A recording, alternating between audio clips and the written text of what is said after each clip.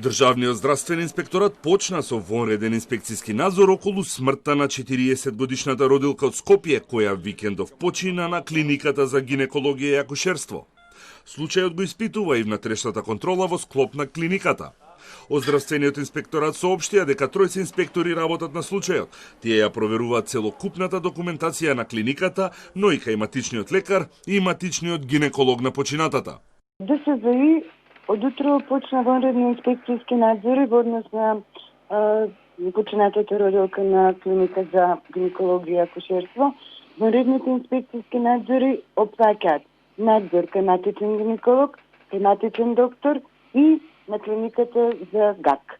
Во тек на трите вонредни инспекцијски надзори во институциите кои веќе ви ги спомнав, ќе ги собере сите документи, прегледи и се што е во врска со починатата родилка, исто и на третманот кој го имала на клиниката за гинекологија и акушерство, и понатаму ќе видиме што ќе треба да се превземе.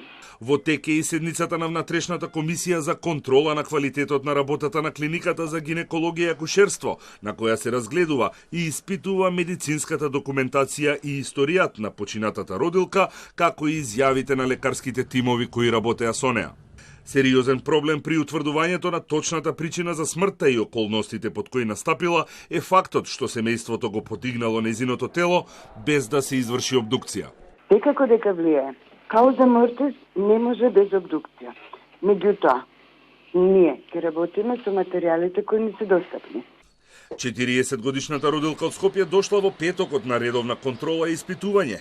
Лекарите имале некои сомневања околу ЦТГ тестот и побарале од неа да поседи кратко време надвор за да може повторно да ја испитаат.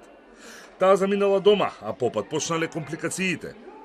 Се вратила назад и по тестирањето за присуство на коронавирус, лекарите одлучиле да извршат царски рез и да го извадат плодот, кој веќе бил мртов.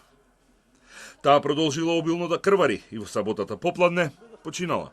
Од клиниката првично соопштија дека пореметувањето во коагулацијата било клучно и поради тоа лекарите не можеле да го запрат крварењето. Невладините организации реагираа поради смртта на родилката и ги подсетија надлежните дека во Шуто Оризари, населбата во која живееше починатата, веќе 6 месеци нема лекар-гинеколог.